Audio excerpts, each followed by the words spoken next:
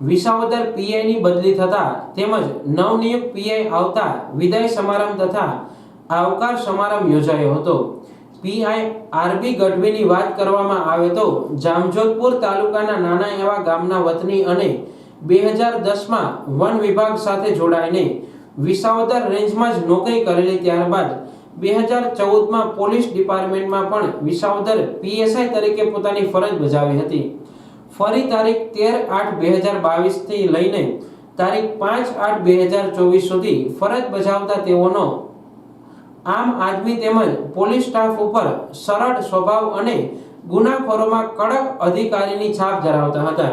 તેમની બદલી થતા પોલીસ સ્ટાફ, વેપારી અગ્રણી તેમજ મિત્ર વર્ગ તેમજ તમામ દ્વારા મોમેન્ટ તેમજ પુષ્પવર્ષા કરીને વિદાય આપી હતી।